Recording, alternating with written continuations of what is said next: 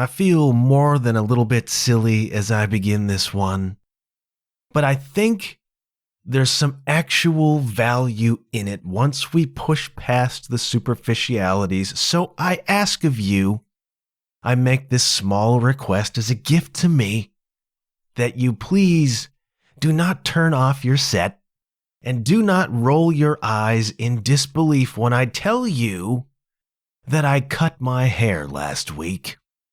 And I'm going to do a podcast episode about it that we'll get to on the other side.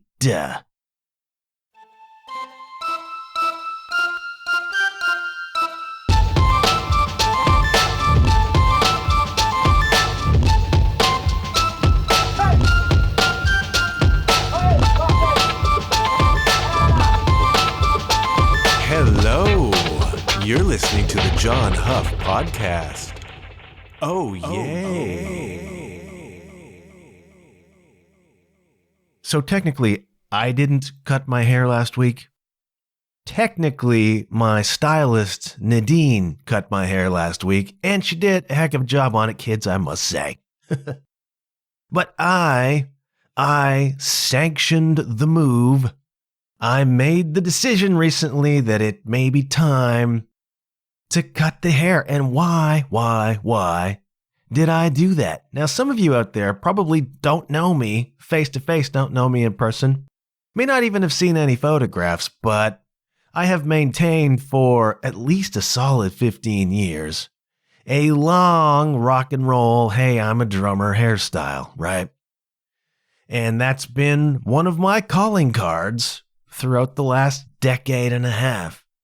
But recently, as I've crept up on the ripe old age of 50 years old, it's begun to occur to me that maybe it's not really working for me anymore. And there have been times when I've been a little bit, embarrassed is the wrong word, but maybe a little bit self-conscious about the ponytail. But I'm a working drummer, okay? And until recently, a lot of my working drummering was in big rock bands. And so I felt as though it was part of the uniform. But as you know, I have not been shy recently on this podcast about talking about the fact that I'm attempting to go straight. In musician parlance, that's, leaving the music game as a full-time thing and moving back into traditional full-time employment, becoming, you might say, a civilian. And so I've been applying to jobs, I've been interviewing for jobs, and not really landing them. And there's been a suggestion that perhaps my choice of hairstyle is not helping in the professionalism game, right? Maybe not. But it's occurred to me that maybe that's a factor. And so I've had to confront that. And I've had to confront the fact that I don't really play in big, loud rock bands anymore. I very rarely wear my luxurious, curly, long hair down, because usually it looks stupid. My hair is unruly. My hair is sort of a difficult animal to tame at times, and a lot of times it's just not even worth it. So I don't wear it down. I don't play in big, long hair bands so much these days. Doesn't look great anymore because I'm freaking 50. And it just reached this point where it was time to consider perhaps taking off the long hair that I have felt is a trademark of mine lo these many years, right? And so I went last week and I saw my pal Nadine, who I would normally see about once annually. I'll be seeing a lot more of her now. And I said, let's do it. We discussed what we might do with my head. And she said about doing it. And we had a laugh and it was great. And you're thinking to yourself right now, you're thinking, dude, it's a haircut. I go and I get my hair cut every 6 weeks or 2 months. It's no big deal. And that, kids, that is the point.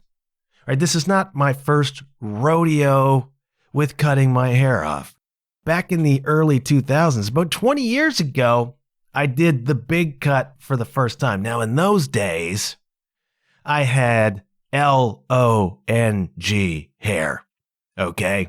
Halfway down my back, it was like Eddie Vedder circa 1993 hair. Like I had legit long hair, okay? Remarkable, beautiful, luxuriant, long hair. And I had been growing it for many years, and I had waited many years for the opportunity to grow it. It was not something I was really able to do, but then when I got out and I got into university, whatever, I grew the hair out, and I grew it out for real, my friends. And then, early 2000s, working a regular job, doing the thing, for some reason, and I can't remember what the reasons were, I decided I was going to cut it. And I really cannot remember why. There may have been some self-consciousness at that point too. When you are as insecure, when your ego is as fragile as mine traditionally is, you spend a lot of time wrapped up in what other people might think. Now, as I've tried to demonstrate over the past couple of years on this podcast, getting wrapped up in what other people think can be a real problem, okay? That can be the breeding ground for attachments that create all kinds of heartache, and I've talked about those in the past. I'll probably talk about some of them again as we go further on this episode. For whatever reason, I decided I was going to cut my very, very long hair back in the early 2000s. And so I went and I saw a stylist called Katrin, and she gave me, I'm going to say this now, she gave me one of the great haircuts of all time. This was a top 3, maybe the number 1 haircut that I've ever received in my life. And she cut the ponytail, which was like 1.5 feet long, and she cleaned me up, made me look like a human, sent me back out into the world, and for the first 5 or 10 minutes, there was this kind of interesting feeling. Like, oh, this is cool. And my spouse or significant other and I went to one of those automated photo booths, and we got the goofy pictures taken. And there we are. Here's me with my short hair that I had not had for a decade at that point. And that was all well and good. Got home. Okay, we did it. It's done. It's good. And we had some goofy pictures and we had a laugh. And isn't life grand? And then we went to bed. We shut the light out. My spouse went to sleep.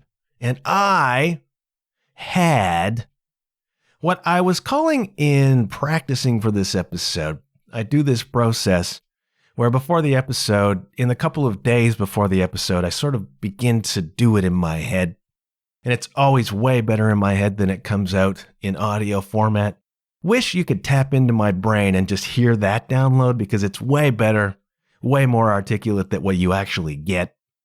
However, this is the way it is, and until Elon Musk comes up with a way to just tap thoughts directly, we're going to have to deal with what we've got, okay?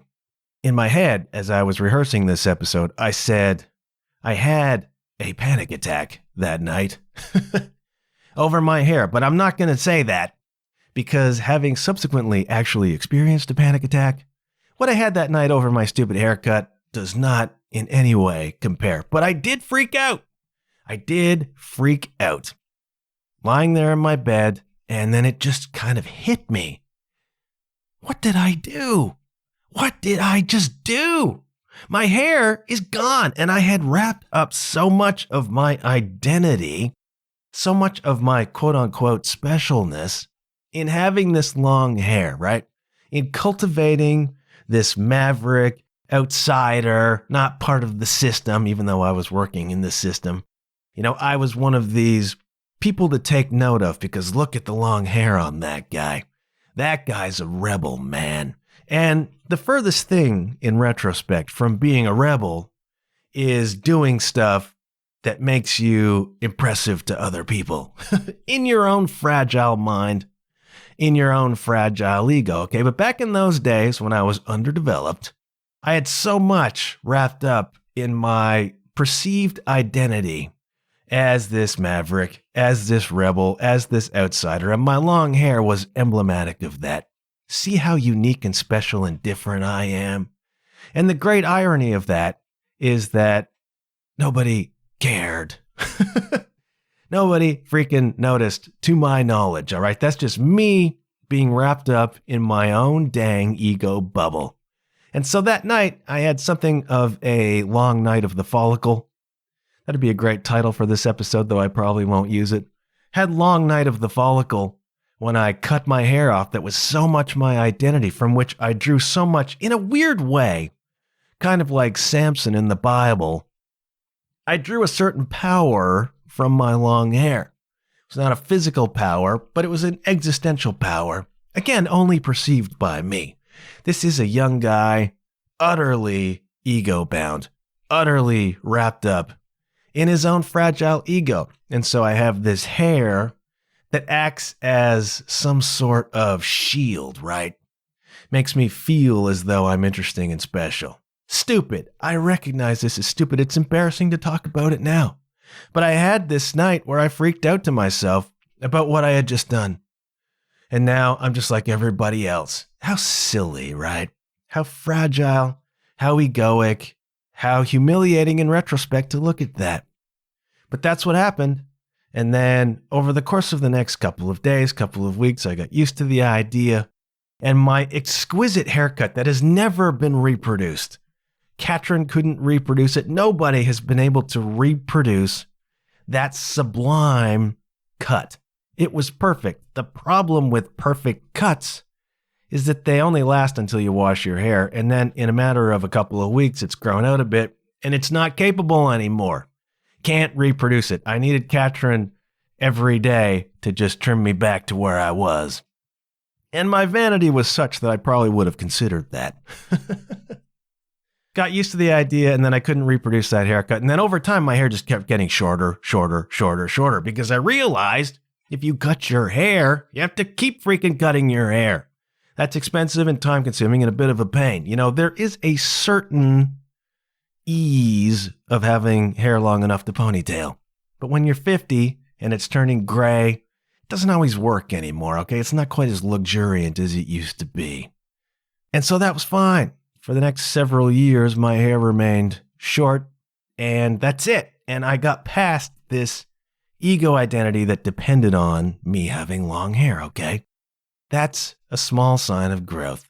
But then I left the traditional working world, went into the freelance world, and got it into my head that got it onto my head, you might say, that I wanted my hair back. I wanted my long hair again. I wanted that look, that vibe. That was me, quote unquote. And so I grew it back out.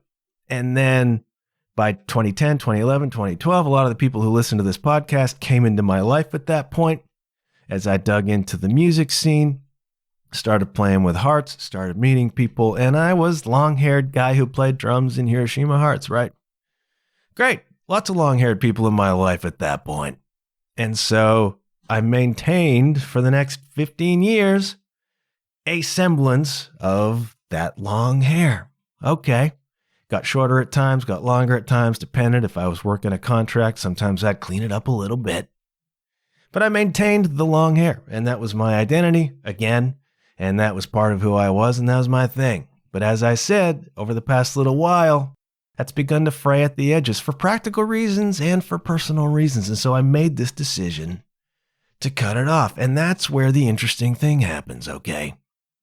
Because I went in last week and I had in the back of my mind the memory of 20 years ago when I had that dark night of the follicle. And I thought, am I setting myself up for that again? Am I going to go in there? Am I going to cut it off? And then is this ego thing going to rise up again that goes crazy because I'm not special anymore because of the long hair that I've got, which was me 20 years ago when, again, caveating, I was somewhat underdeveloped. But I'm pleased to report that I went in, Nadine did a great job. We had a laugh throughout the process, and she took the hair off, and it's not like super duper short anymore, but there's no more ponytails, okay? That thing is over, at least for the moment. It's distinctly not what it was before. And I left the shop, and all is well. And I'm counting this as a great progress, okay? I know, to those of you out there who are mature adults, sane and rational, all of this seems really superficial and silly. And it is, but I'm telling you, this is the point where I have come from, okay? That I went and I got this haircut, and it's fine. All is well, all is good. And I'm not having a freak out about it because my identity is no longer wrapped up so much in that kind of superficial vanity, in that requiring other people to notice my quote unquote specialness. And this is a product, A, of getting older, of course, of growing up, of recognizing what's valuable and vital and important and what isn't. But it's also a direct consequence of the ego breakdown that I suffered during the pandemic. That's actually, in its weird way, beginning to bear a kind of existential fruit. I know this is weird, okay? I understand. But one of the messages of that anxiety breakdown was that I need to stop living from ego. I need to stop working from ego. I've talked about this before. I'm not talking about ego as arrogance, ego as self-importance. I'm talking about ego as needing that part of me to be validated and doing things validated from the outside and doing things that would earn that validation. That's social media. That's whatever it is that gets other people's attention on me and pumps up my tires and inflates this ego that is so fragile that doesn't see the value in itself and requires its value to be drawn from other people's opinions. I was working like a lot of people are working, even loosely, from that level pre-pandemic. It's what created the attachments that I had to artists, attachments to bands, attachments to gigs.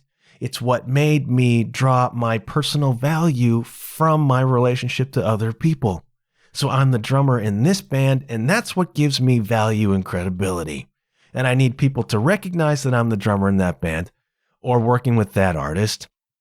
And I will sacrifice myself and I will allow myself to be taken advantage of maybe or whatever, as long as it's recognized out there that I'm the person working with that artist. And so much of my personal value and so much of my identity became tied to my position with those people because I didn't feel as though without those people and without those positions, I had any value, particularly as a musician. Right? So fragile have I been in my own confidence as a drummer that I really needed to attach my value to an established value of an artist. It's like if he's playing with that person, he must be pretty good. And that's my own rationale too. It's like if I'm playing with that person, I must be okay. Although I'm waiting to be fired at any moment. I was always worried about being found out as an imposter. Now, the truth is, as a side player, you are going to get let go at any moment, but it probably has nothing to do with whether you can play or not. And let's not open that up again, okay? Point is, when it came to the pandemic and then the anxiety kicked in and I fell apart on a personal, existential, spiritual level, I fell apart. And the message that came through once that initial earthquake was over and the dust settled a little bit and I could begin to hear again, the message was stop working from ego. All right, that does not mean that you bend over for everybody. It does not mean that you sacrifice yourself. It's not about rolling over. Not working from ego means not working towards things that will have your ego pumped up. And I had to revisit, what am I posting on social media and why? You know, am I just posting for likes? Am I just posting for attention, which is what those platforms are all about?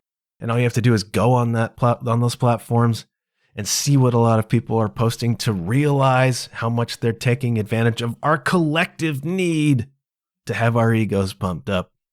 This attention economy exists now, and I don't think it's good for us, but I've been wrapped up in it in the past.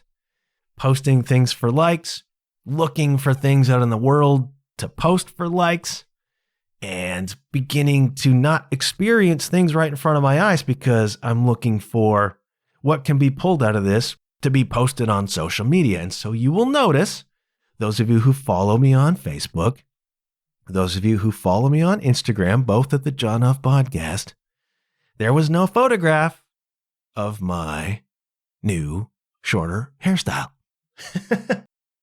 Very deliberate. But then you've got to be careful, right? You've got to be careful about being egoic, about not being egoic. So there's a temptation to say, I'm not going to post a photo of my hair because I don't need other people to pump my tires about my hair. I don't need to push my way into their consciousness to have them notice my haircut. And that makes me better than anybody who would do that. And then all of a sudden you've just fallen right back into the trap. And then you go on your podcast and you make a point of telling everybody that you didn't post a photo of your haircut. I go in so many circles about what is ego and what is not ego. But I was very deliberate about that because I have to stop and think, why would I post this? Is it edifying for somebody? Is it interesting for somebody? Maybe.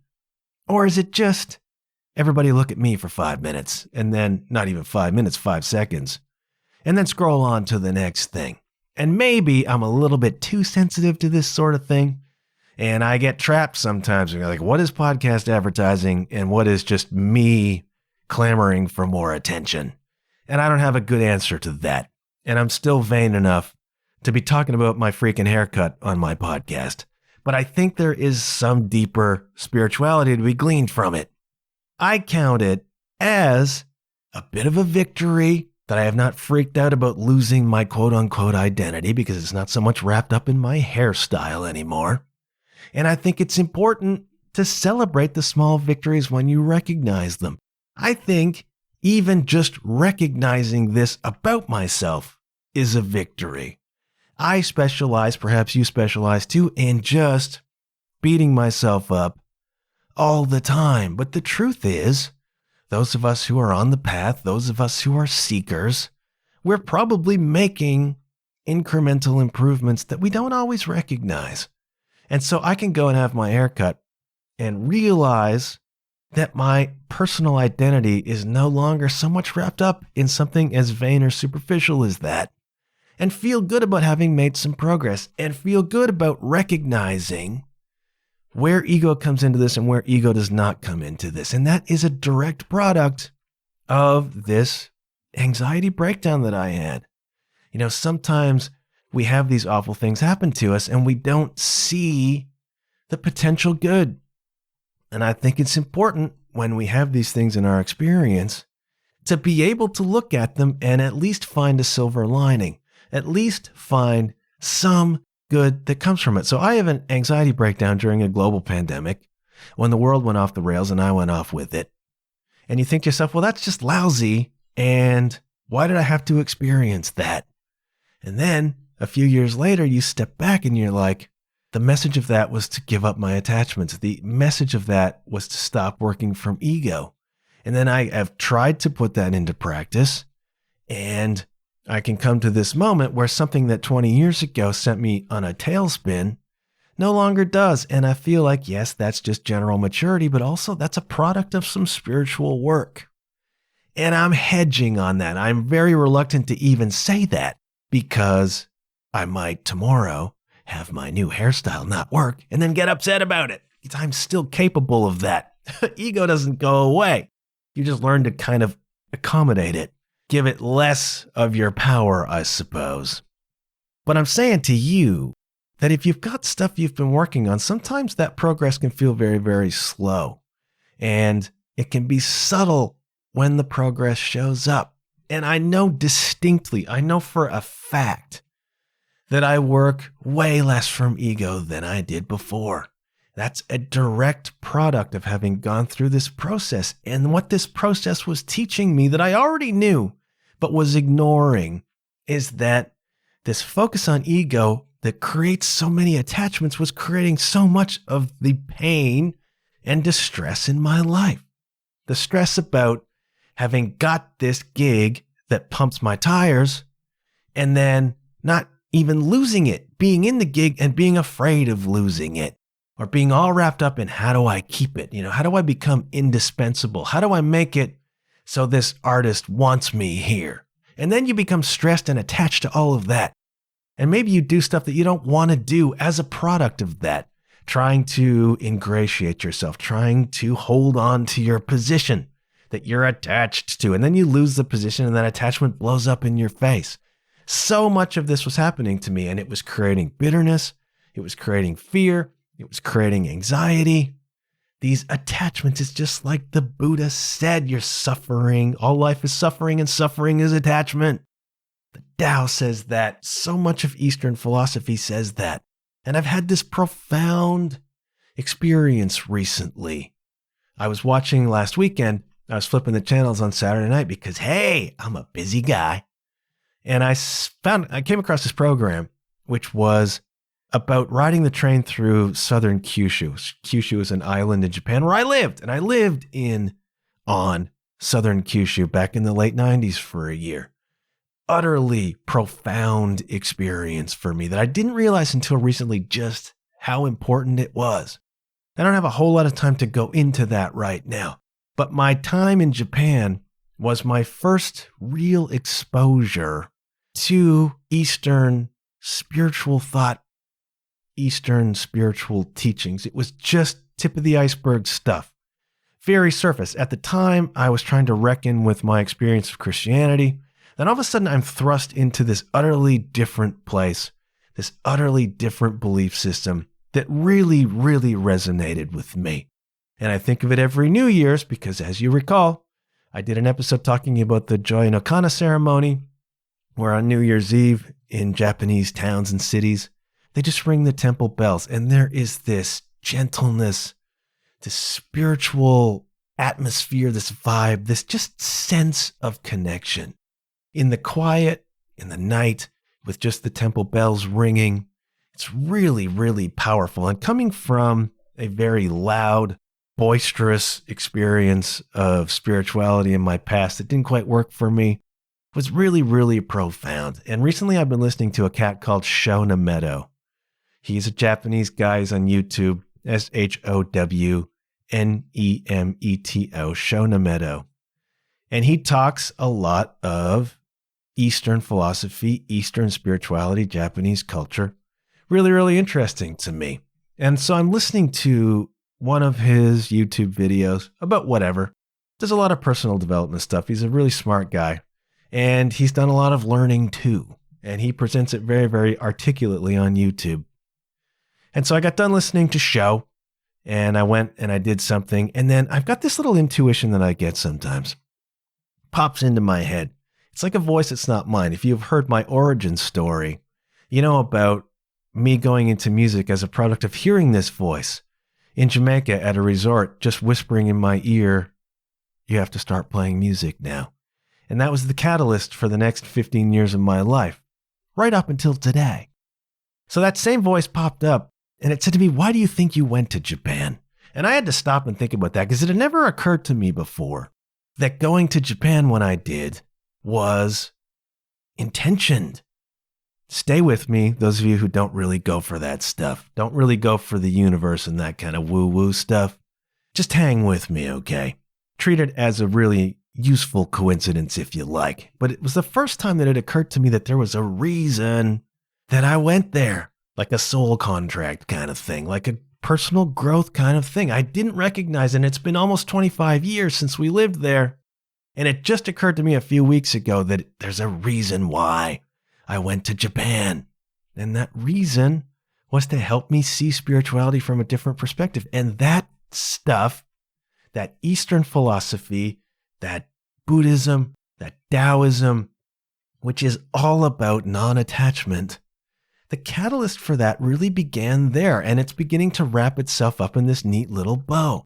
And then you fast forward to 2020 and I have a breakdown which brings this ego stuff, brings this attachment stuff really in a way that I cannot ignore into my face. And I've been ignoring it for years, suffering these attachments, working with artists, losing gigs, getting gigs, being so wrapped up on an ego level in my status as a result of those gigs and trying to hold on to them. And it was causing me misery. It was causing me gallbladder attacks. It was causing me so much stress and anxiety because I did not believe in myself. I did not see my own value. And I was wrapping it up. I was giving it over to these positions and these people. And it's not theirs to own. It's not any fault of theirs. It's not theirs to own, but I was giving it to them, hoping in some way that it would edify me. And I ignored the suffering that came as a product of that. And then eventually, I've said this before, if you ignore the warning signs, eventually life is just going to club you over the head. Eventually, if you do not course correct, you're going to crash. And the longer you wait to respond to the nudges, the longer you wait to react to the situation, to the clues, to the subtle warnings, the more intense the ultimate reaction comes. When life decides it wants your attention, it's going to be heavy. In relationships, you see that. You knew for years that you didn't belong with this person, and you're not doing anything to fix it, and you're just coasting it along, and then all of a sudden, say somebody cheats or whatever, and it gets hugely messy. You saw the signs, you ignored them, or your finances, your job, or whatever. Everywhere in life where things are not going the way that they should be, and there's stuff you can do about it, life gives you those subtle nudges, man. And if you ignore them, eventually it clubs you over the head. And so it was with me and the anxiety in 2020. And I had this really awful and profound experience. And you have that and you go, well, what was that about? Where's the value in that? And then you fast forward 3 or 4 years and you get your hair cut and you realize the extent to which you're not so much wrapped up in that ego game anymore. And what a happy feeling that is. It's like, holy, I made a certain amount of progress. And that feels really good to me. And so I'm encouraging you to look for your progresses in whatever it is you're doing. You know, if you're putting in the work, and I've been trying to put in the work, eventually that begins to show up. And I'm not the finished article. I'm far from it. All right. I still have my ego stuff. I still have my attachments. I still have my vanities. I still have my insecurities. I still have all of that stuff. But to have seen even a subtle shift in the way I operate and the way I react to things is really, really exciting and really, really encouraging. And I am encouraging you to look for those progresses in whatever it is you're pursuing, whether that's a spiritual path, whether that's exercise, whether that's music, whether that's whatever it is, wherever you are putting your effort and attention with some view to progress, take a look and see where the progress has come and celebrate it. Even if it's something as goofy as a haircut, celebrate the progress you're making. You're allowed to do that. You don't necessarily have to put it on Instagram, but you're allowed to celebrate it and feel good about it. All right? There's a lot to not feel good about. You can always find something to not feel good about. And you can always feel as though you're not making progress fast enough. And I would caution against that. All right? Celebrate that you're making progress at all. It's very, very important. And the whole thing makes me think just a little bit of Ram Dass. And no. I am not about to equate my haircut with the experience of one of the great spiritual teachers of our time. I'm not going to draw the parallels there. But it makes me think of Ram Dass because Ram Dass, I don't want to give the whole history here. Ram Dass was Richard Alpert. We know that. Dr. Richard Alpert, a pioneer in psychedelic research back in the 60s. He and Timothy Leary, they were working at Harvard. They were working with psilocybin, with LSD, finding these new states of consciousness through these chemicals and what's the potential in that. And then Harvard got squeamish about the whole thing and fired them both. And Ram Dass, Richard Alpert, went off in search of ways to maintain this high that he was getting from LSD, maintain this consciousness that he was getting from LSD. And that trip, quote unquote, no pun intended, eventually took him to India, where he quite unexpectedly found a man named Karoli Baba, also known as Maharaji, who seemed to live in this higher state of consciousness all the time, a realized being. And Ram Dass Richard Alpert became a devotee of Maharaji and stayed in India for months and months and months, was renamed Ram Dass, meaning servant of God. Ram is God, servant of Ram, servant of God. And he adopted these Hindu teachings, these Buddhist teachings, these Taoist teachings, became not exactly a mystic, but became a seeker. Okay. And then Ram Dass was sent back to America with these teachings, with this whole new perspective. And suddenly Dick Alpert showed up on the shores of the USA as Ram Dass with a big bushy beard and long hair and robes and no shoes. He showed up as a holy man.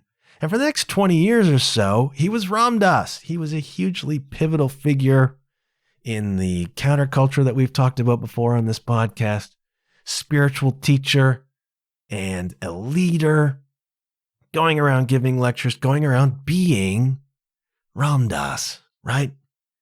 And then at a certain point in time, he began to evolve to a point where he recognized Ram Dass as an identity. That's an interesting thing. Now, this has been a notion that was in his mind for a long time. I'll give you a quote from one of his lectures.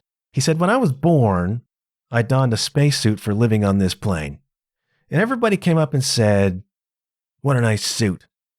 And you're constantly looking into other people's eyes to find out if you're really wearing a nice spacesuit. It's what I call somebody training." Somebody training. And one of Ram Dass's things, especially as he got older in life, was pursuing this notion of being nobody. We're all trained to be somebody. That's me with long hair. I'm somebody. I'm the long-haired rocker guy that plays in those bands.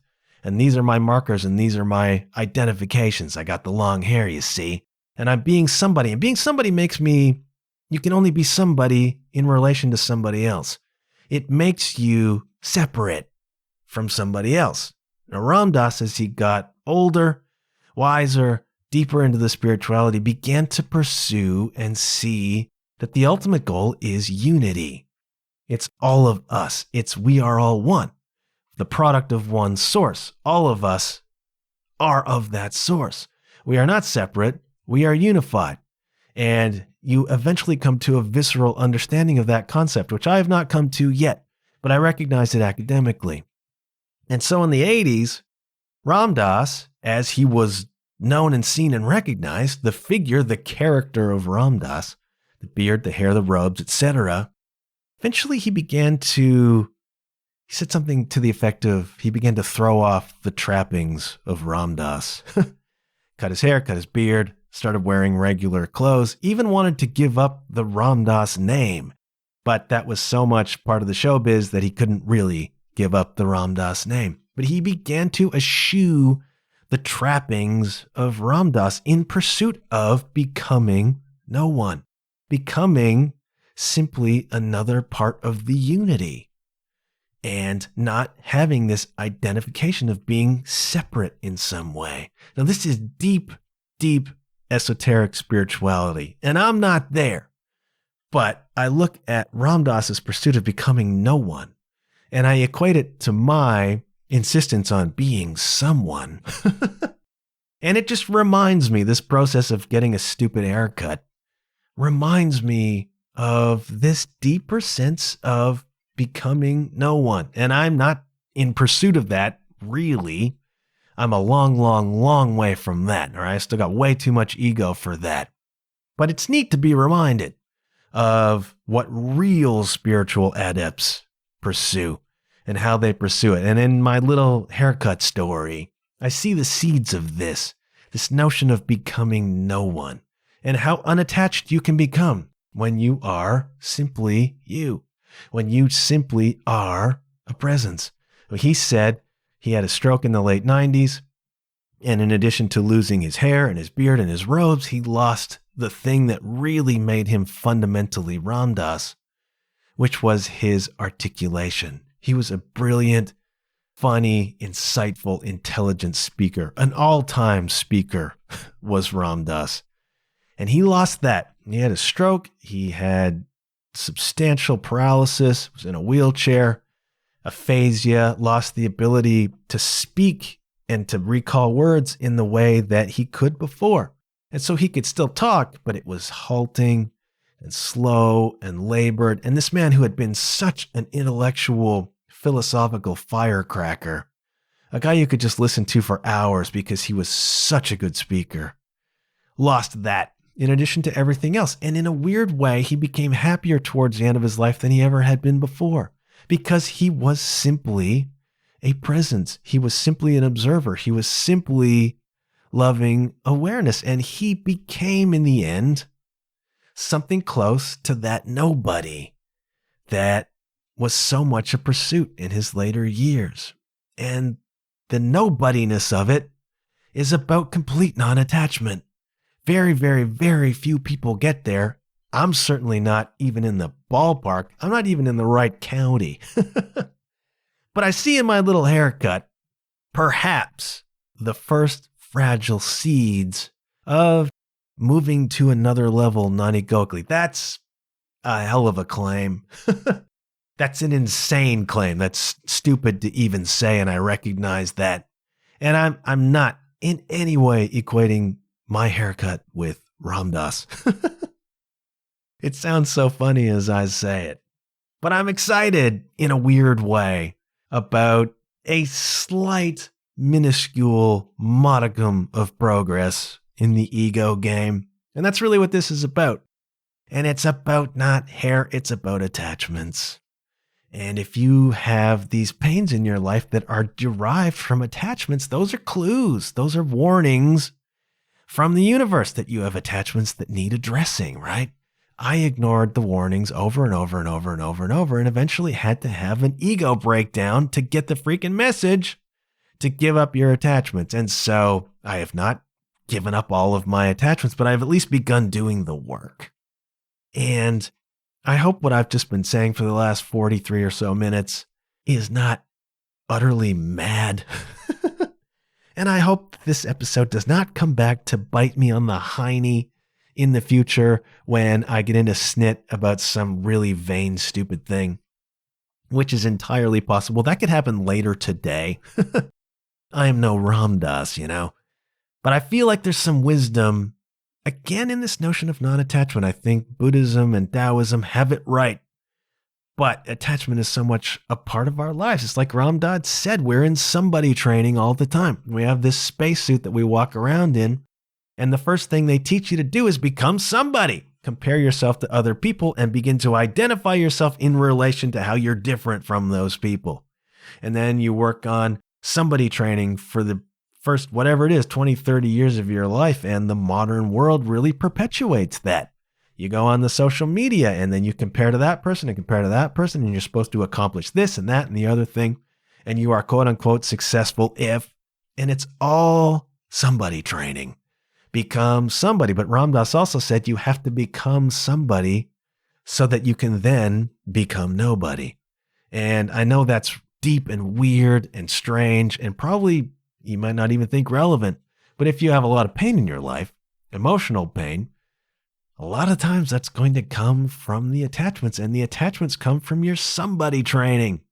And I'm just beginning to encounter this. All right, I do not have answers to this. I am giving you genuine wisdom of other people, all right, not of me. I would never claim any of this. I'm only encountering it for the first time myself right now.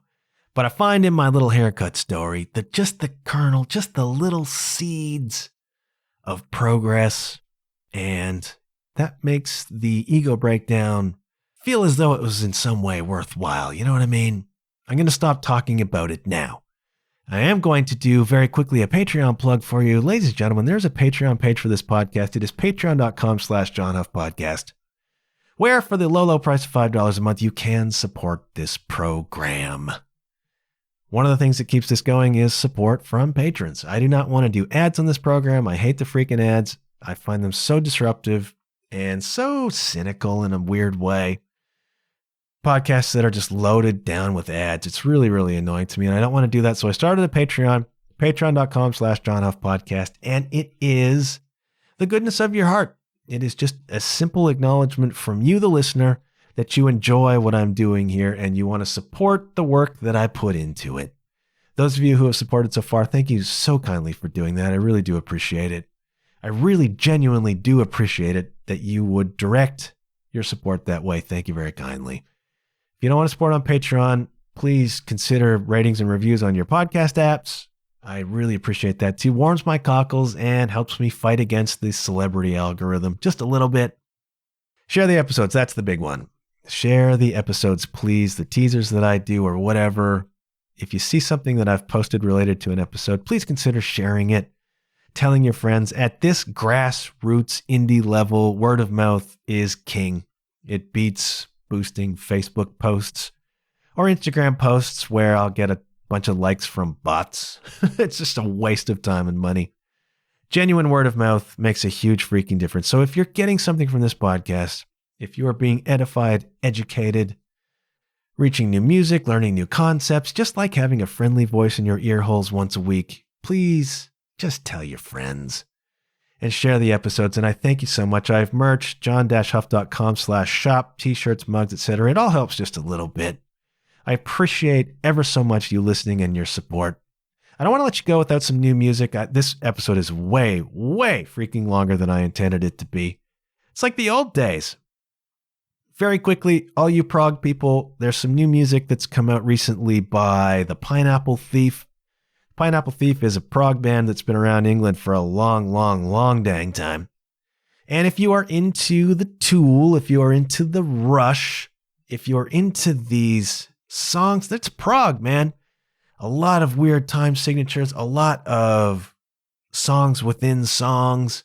The band has a new album coming out. It's called It Leads to This. They've released a couple of songs from it. A couple weeks ago, they released a tune called Every Trace of Us, which I liked and I thought was cool. I don't like it as much as the song that came out before it, though, which is called The Frost. Really like The Frost, okay? One of the problems for me with prog, I'm not a huge prog guy. I know King's X gets pulled in some ways into that world, but they're not as prog as some of these other bands. One of the things about prog is that it can be really tough to find the hooks. You know, it takes an investment of time, usually with prog, where you have to listen several times before you begin to pick up on the nuances. You can be wowed by the technicality. You can be wowed by the intricacy of the music, but that doesn't usually bring you back. What brings you back is hooks, man. And it can be sometimes difficult for me to find the hooks in a prog song until I listen to it a bunch of times, and that takes a commitment. But this song, The Frost, by the Pineapple Thief, has hooks, has a great riff right off the top, and then there's like verses in 7 or whatever, and then a lot of really intricate time changes, some really wild drumming. The drummer is Gavin Harrison. Gavin Harrison is one of your modern masters of metric modulation, of polyrhythms. This cat can just flat out freaking play, and in a prog situation, he really, really shines. Just intricate parts, really weird time signatures and transitions and shifts. If you want to be just awed by a fabulous technical drummer, Gavin Harrison's your guy. He plays in the Porcupine Tree. He has played with King Crimson, I think. So he's one of those guys, and his drumming is just outstanding on some of this music. Even if you're not super into the songs themselves, just want to appreciate the musicianship. Gavin Harrison is the freaking man. And there's a cat in this band called John Sykes, who is not the John Sykes you think of when you hear John Sykes, not the guitar player from Thin Lizzy and Whitesnake, but a bass player called John Sykes. Throws you for a bit of a loop. And I like The Frost. I think there's some really interesting hooks happening. It's a really interesting song. And the vocals remind me a little bit of Death Cab for Cutie, which is kind of strange. But there's a Tool vibe. There's a Rush vibe. There's not as heavy as Tool. It's not as vibrant as Rush, but it's in that world. And so if you're into those bands and you've not listened to the Pineapple Thief, you might want to check out the Pineapple Thief and their new album, which is dropping on February 9th. That is my music recommendation for the week. I was going to do You're So Vain, the Faster Pussycat cover, because it fit with my hair story. And I always kind of liked that first Faster Pussycat record. They were a cool band, emblematic of the sleaze metal movement that was an offshoot of the glam movement from LA back in the late 80s, early 90s. Guns N' Roses, LA Guns, Faster Pussycat, these sort of sleazy looking cats playing sleazy sounding rock and roll and doing it very, very well. Like the first Faster Pussycat album, and their biggest song is probably a cover of You're So Vain. Anyways, I didn't use that. I'm using the Pineapple Thief. Go check it out. I got to shutting up because this is way too long and now I got to edit it. Thank you ever so kindly for listening so far. Thank you for the feedback on the last episode. I hope you're enjoying 2024 so far. And hey, kids, remember, okay? Good things happen when you put yourself out there. And hey, I'll check you later. Yeah.